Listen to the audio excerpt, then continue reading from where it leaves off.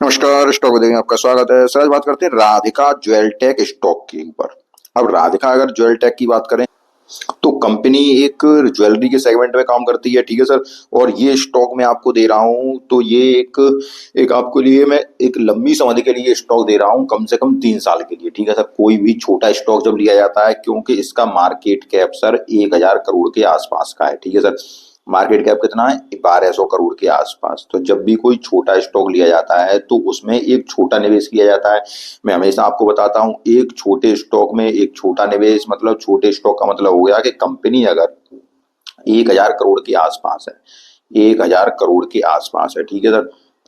तो उसमें एक छोटा निवेश किया जाता है और एक छोटा निवेश करके उसको 2-3 सालों के लिए छोड़ा जाता है, ठीक है सर। इस प्रकार के निवेश किया जाता है और इस प्रकार अगर आप निवेश करेंगे तो आपको मार्केट में कभी भी नुकसान नहीं होगा, ये पक्की बात है, ठीक है सर। किसी भी प्रकार की ट्रेडिंग को अवॉइड कीजिए, ठीक है सर। कोई भी प्रकार की ट्रेडिंग हो, अगर आप नए नए मार्केट में आए तो स्विंग ट्रेडिंग को भी अवॉइड कीजिए, ठीक है सर। स्विंग ट्रेडिंग को भी अवॉइड कीजिए। पैसा सबसे ज्यादा अगर बनता है तो केवल इन्वेस्टिंग में बनता है, और इन्वेस्टिंग 1 साल से लेकर 3 साल तक, ठीक है सर। और उसके अधिक 5 साल तक यही इन्वेस्टिंग होती है, और इसको ही इन्वेस्टिंग कहा जाता है, ठीक है सर।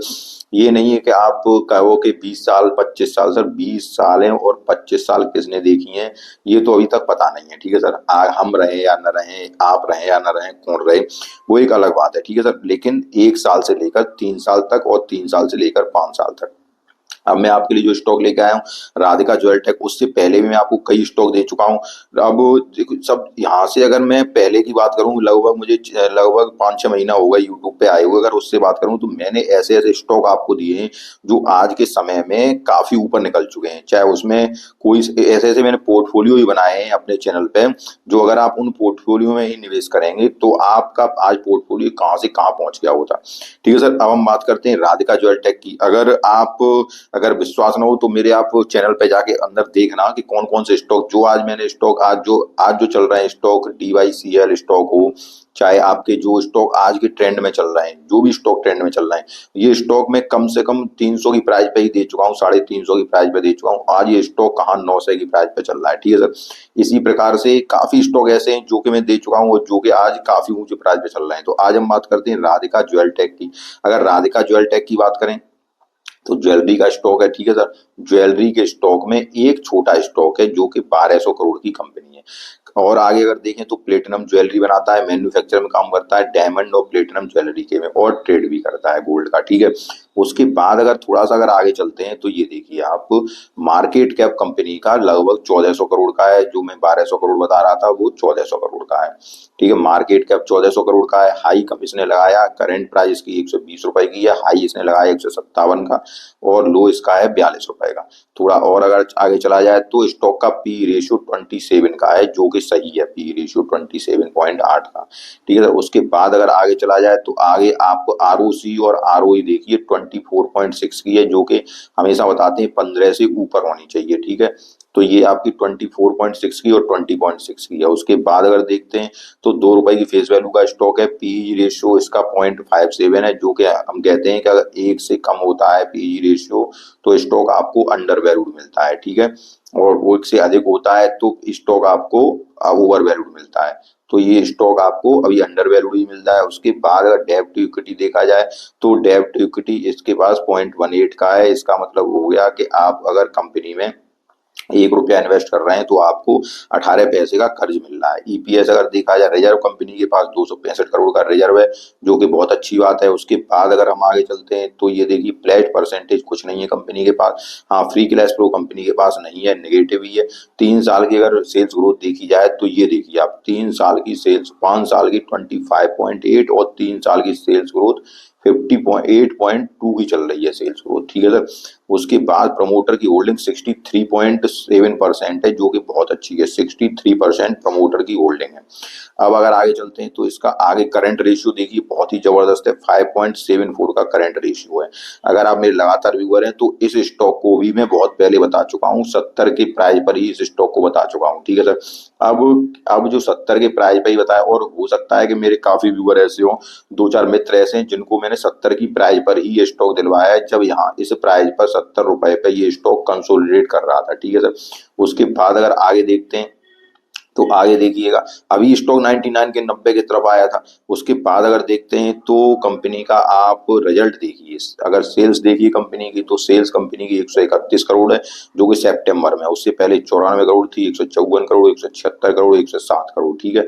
उसके बाद ऑपरेटिंग प्रॉफिट मार्जिन पे बात की जाए तो मार्जिन 15% का है इस बार, और उससे पहले 20% का, 11% का, 12% का, 12% का। आगे अगर चलते हैं तो आगे नेट प्रॉफिट देखिएगा, नेट प्रॉफिट इस बार 11 करोड़ का हुआ है, उससे पहले 13 करोड़ का था, 11 करोड़ का, तो नेट प्रॉफिट ये चल रहा है। आगे अगर चलते हैं तो आगे देखिएगा आप, साल दर साल में अगर प्रदर्शन देखें तो साल दर साल में प्रदर्शन भी कंपनी का 2021 से देखते हैं यहाँ से 137 करोड़ का बढ़ के 172 करोड़ से बढ़ के कहा हो गया है 555 करोड़ पे। उसके बाद अगर देखें ऑपरेटिंग प्रॉफिट मार्जिन 14% पे साल दर साल में भी कम कर रही है। उसके बाद अगर आगे चलते हैं तो आगे देखिएगा आप आगे देखिएगा नेट प्रॉफिट देखिए, नेट प्रॉफिट 51 करोड़ का है, नेट प्रॉफिट 51 करोड़ का है। उसके बाद अगर कंपाउंडेड यहाँ देखिए, कंपाउंडेड सेल्स ग्रोथ 3 साल की 58% है सर, 5 साल की 26% है। प्रॉफिट ग्रोथ देखी जाए 3 साल की 30% है, 5 साल की 49% है। स्टॉक 1 ईयर का CAGR देखिए, ये 172% का CAGR है इसका सर।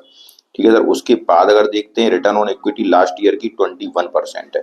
बहुत ही जबरदस्त फंडामेंटल है कंपनी की। बैलेंस शीट पे बात की जाए तो रिजर्व कंपनी के अब कितने हैं, रिजर्व कंपनी के पास 265 करोड़ का रिजर्व है, कर्जा कंपनी के पास 52 करोड़ का है। उसके बाद अगर देखते हैं तो फिक्स्ड एसेट देखिए, फिक्स्ड एसेट भी कंपनी के 11 करोड़ के फिक्स्ड एसेट है।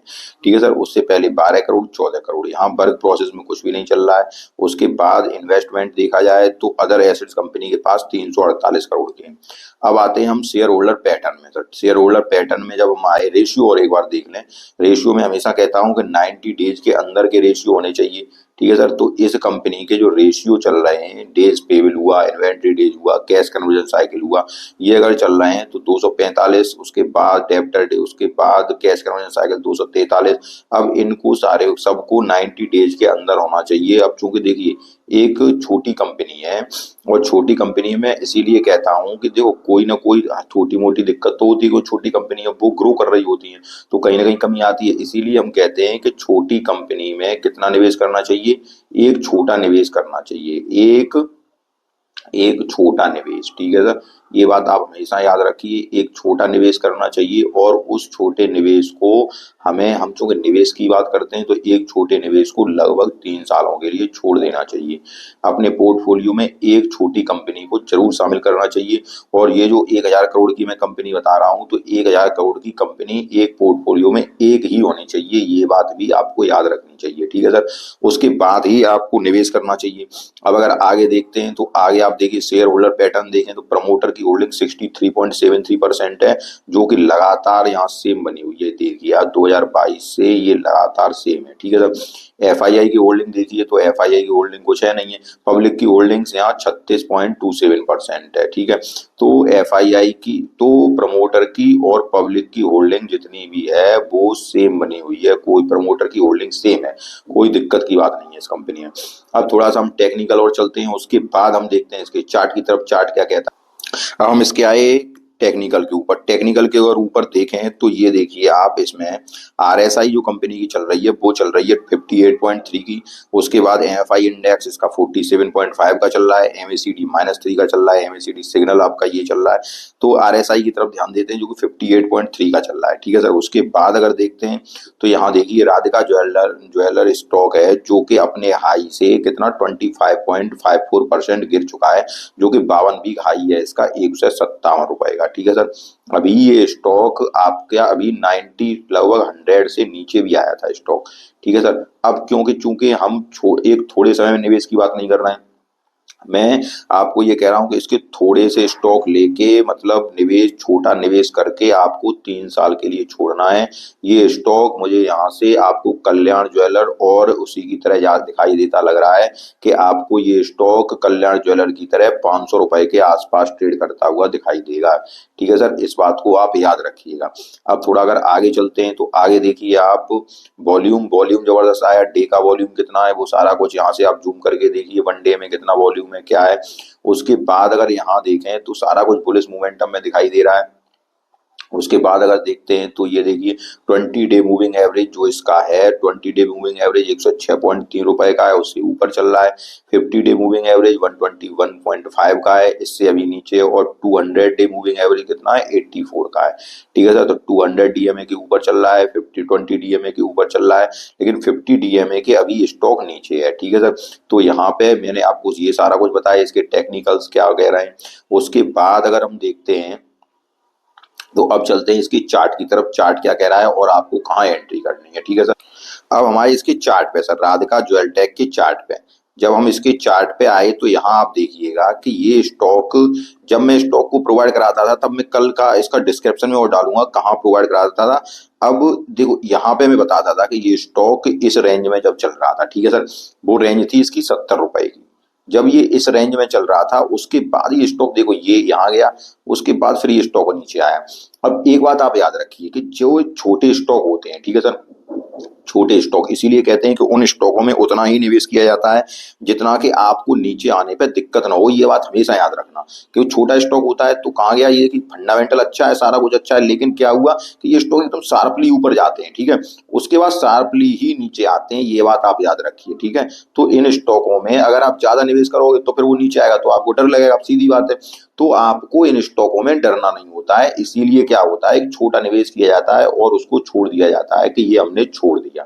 ठीक है सर, अब अगर देखें तो ये स्टॉक देखिए यहाँ पे, अब ये स्टॉक आपका ये रेंज जो आ रही है अभी कहाँ पे चल रहा है, अभी हमने बताया था कि 200 डीएमए के तो ऊपर चल रहा है और 20 डीएमए के ऊपर चल रहा है, लेकिन इसका जो 50 डीएमए है वो है 121, तो इसके ऊपर भी अभी आ सकता है क्योंकि 117 पे चल रहा है। देखो आज के दिन ही गया होगा, ये कहाँ गया, हाँ 122 को छोड़ छुआ इसने।